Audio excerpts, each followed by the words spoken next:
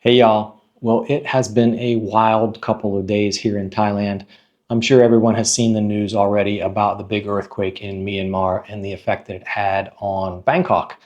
Um, I didn't jump on YouTube and put a video out real quick about it because I didn't want to put out any kind of feeling like I was trying to capitalize on a natural disaster.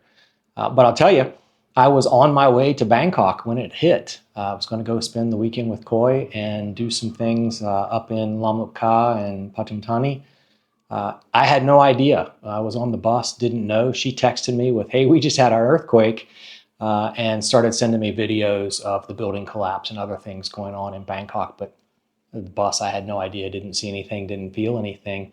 But of course, it takes you to Suvarnabhumi Airport, and there wasn't a whole lot going on there when I got there. They had apparently stopped all of the planes, coming in, going out while that was happening. I did see one landing as we were pulling up, so they had already passed kind of the hold on the aircraft. So the only thing really I noticed was when I went down to, well, you couldn't get the airport rail link to BTS, and normally I would go from the airport to the rail link to BTS and then out to her house. But those were all closed because of the earthquake. So I went down to the grab stand to try and get a grab to take to her house. And it cycled through a couple times, can't find a driver, can't find a driver. There weren't big crowds there because, like I said, the planes had been held on landing. So that hadn't started to pile up. I saw videos later with, hundreds and thousands of people who couldn't get out of the airport, but couldn't get a grab. So I flipped over to the Bolt app, and luckily, I think I just caught somebody who was dropping someone off and was able to go upstairs and get a Bolt and make it out to her house. Otherwise, it could have been really interesting trying to get to her house for the weekend. I don't know what I could have done there. Maybe contacted one of her taxi driver friends, but so other than that, not a whole lot of impact or experience, for me around it. Now, of course, I've got videos of Chatuchak Market, and I don't think in any of them you can see the building that fell while it was under construction. But I've been right there. Now, where she works, she's an HR manager at a factory out there, and the warehouse had some damage. One of the small buildings on the outside storage room had some damage as well.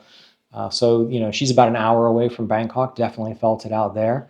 But no damage at her house, no damage at my house. I'm back home now. Everything is in good working order here. So that's the update on the earthquake.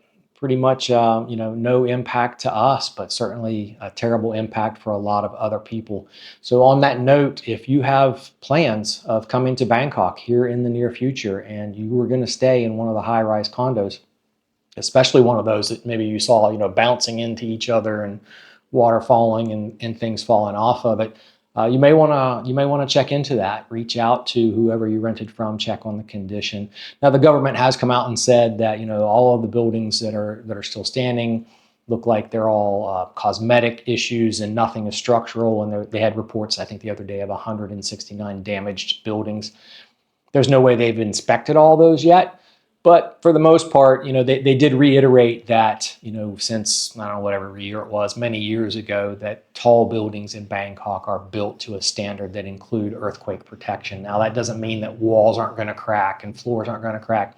But from a structural standpoint, they're built to withstand severe earthquakes. And it looks, for the most part, like they did. It looks like most of the damage was pretty minimal to existing structures that were newer buildings. So check ahead if you're coming and make sure that everything is still working for you there. Now, on the condo talk, you may have seen one of my other videos where I talked about the crackdown on short-term condos or short-term condo rentals. And if you haven't, I'll put a link to that up here. And I know a lot of people said when that came out that, the government, they say every year they're going to crack down on that right after, peak season.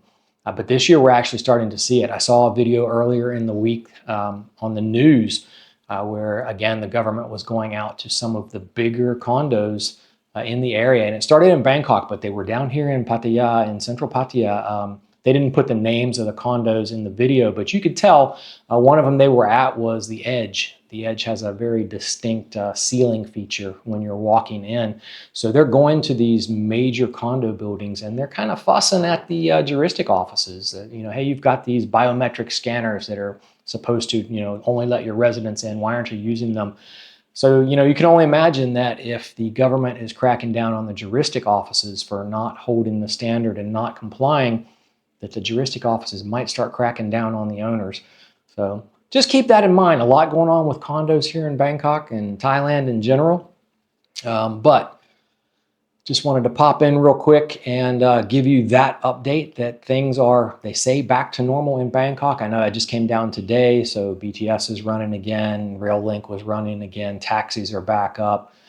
Everything's kind of relaxing, but if you're headed that way, you may run into a couple issues with housing. You may run into some road closures or other issues if you're trying to get around and you happen to be passing by one of those buildings that was dropping things, debris down onto the road.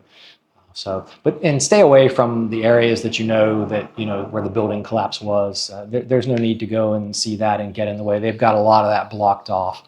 Great response from the government. I know from the airport they contacted the Army, and the Army sent buses to get people from the airport into the city, and they sent some of the tourist police officers with them so that they would have translators on the bus that could explain to people, where to go, what to do next, and what was going to happen.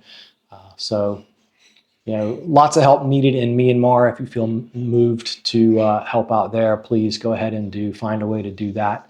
But everything here, for me at least, is back to normal. And I hope to get back on later in the week or next week with some more regular videos. Anyway, there's a quick update. And thanks to everybody who reached out. I got so many messages, and my phone started going off. And if there was a social media channel I'm on, I got "Hey, are you okays" on it. So thanks to everybody for checking on me. I really appreciate it. We'll see you in the next one.